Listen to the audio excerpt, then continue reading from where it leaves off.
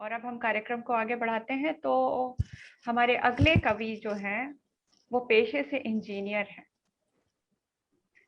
पर इन्हें शौक बातें करने का है। अब ये बातें जो हैं वो बसंती की सखी से इनको करनी है। बसंती कहाँ है पता नहीं, पर धन्नो इनके पास है। बसंती शायद रामगढ़ छोड़कर आ नहीं रही। तो इन्होंने क्या किया है कि टेक्नोलॉजी का जमाना है और जमी हुई बर्फीली झीलों में बसंती का मन नहीं लगता, और रामगढ़ की हरियाली उसे भाती है, आम के बगीचे उसे पसंद है। तो क्या किया जाए। तो बहरहाल इन्होंने अपनी बसंती को $1 मिलियन चेयर पे बिठाकर बहला लिया है और अपनी धन्नो खुद ही गढ़ ली। तो चले खलीक वजीदी जी की तरफ, जो लेकर आए हैं एक कविता जिसका कोई अर्थ ही नहीं है, और ये बताएंगे कि कोई अर्थ नहीं का अर्थ आज क्या है। वाह, खलीक जी, आपका स्वागत है। विभा जी, लग रहा आपने बसंती की ज्यादा तारीफ कर दी। सर जी, बसंती के बगैर धन्नो आ ही नहीं सकती, और लग रहा आपने अपनी धन्नो गढ़ ली और बसंती को आपने वो झील के किनारे $1 मिलियन चेयर पे बिठा दिया। मैंने बहुत ज्यादा आपका साहित्य पढ़ लिया है। अगर बसंती सुन रही होंगे तो अगली बार लाइव आ जाएंगी, लग रहा आना ही चाहिए भाई। उनको लेके आए, आप दिनकर जी को ले आए या अपने पीछे में बाजू में उनको भी ले आए।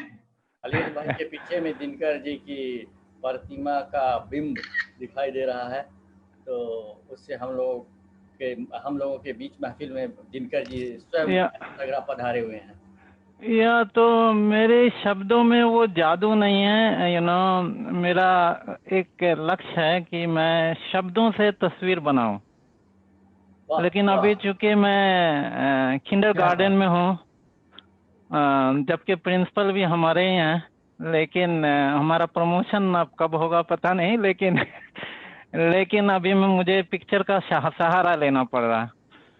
तो इसके साथ आई नो कि हम लोगों ने कई सारी पोएट्री सुनी, लेकिन थोड़ा सा दिनकर जी के मैं जन्मस्थली के बारे में कुछ कहना चाहूँगा। और ये बात मैंने बस अभी एक हफ्ते में मेरे दिमाग में आई, जब मैं मैंने सोचा कि इस प्रोग्राम में हिस्सा लेना ही चाहिए, जबकि ईद का वीक था ये।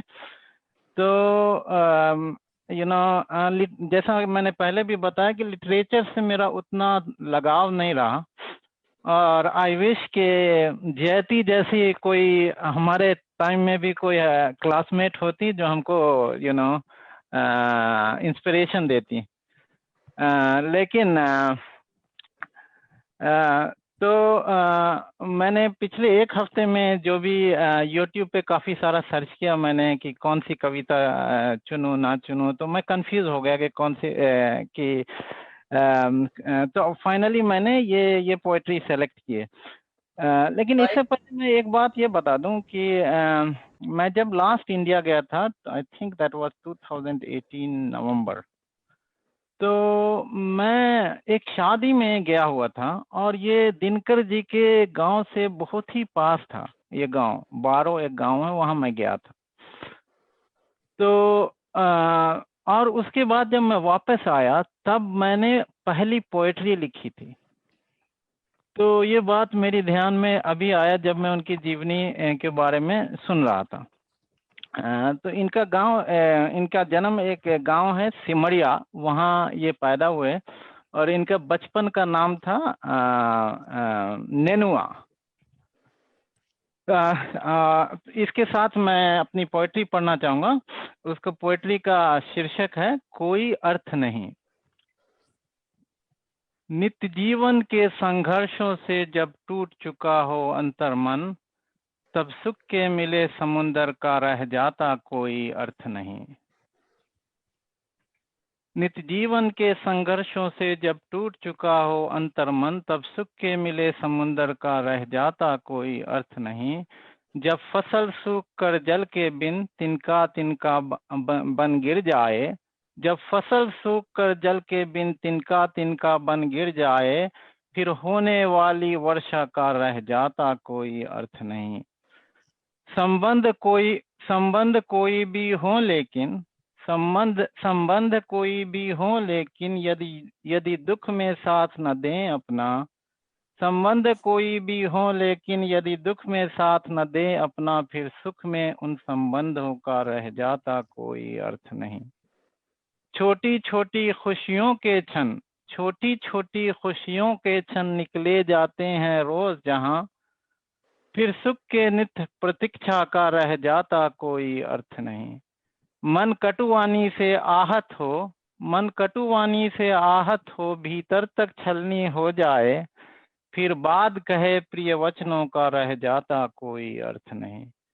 सुख साधन चाहे जितने हो पर काया रोगों का घर हो, काया मतलब शरीर, पर काया रोगों का घर हो, फिर उन अनगिनत सुविधाओं का रह जाता कोई अर्थ नहीं। और मैंने 2 छंद इसके साथ मैंने खुद लिखा उसी तर्ज पे जो मैं सुनाना चाहूंगा। जितने भी लो शीश झुका अहंकार लिए फिरते हो भला, तो ऐसे नतमस्तक होने का रह जाता कोई अर्थ नहीं। वाह तो वाह वाह ऐसे वाह, नतमस्तक होने Very का nice. रह जाता कोई अर्थ नहीं। क्या बात।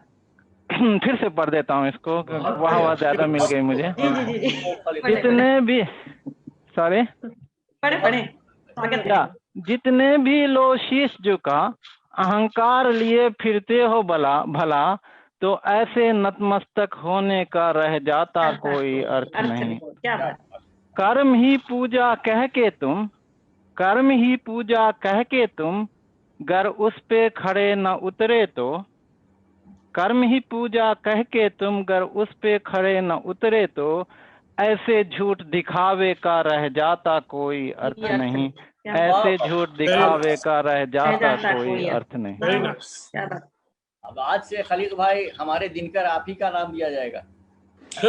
अभी पहले फर्स्ट ग्रेड में तो प्रमोशन करवा दें। अब हो अब गया। गालिब की मूर्ति से आप पहुंच गए हैं बेगूसराय, तो आप 2 ग्रेड आगे पड़ गए हैं हम लोगों से। जी, तो ये जो हमारे यहाँ से बेगूसराय जस्ट हार्डली 40 माइल्स होगा। मैं तो अपनी धनों के साथ जा सकता हूँ इतनी दूर।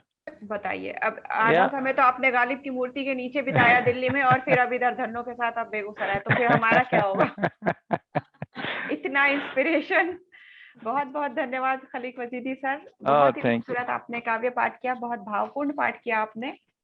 Thank you. और जो साथ में जो पंक्तियां जोड़ी, तो हमें पता चलता है कि दिनकर की जो लेखनी सच में कालजयी है, और ये कितनी जीवंत है कि आज भी उनके भाव हमारे भावों से मिल जाते हैं।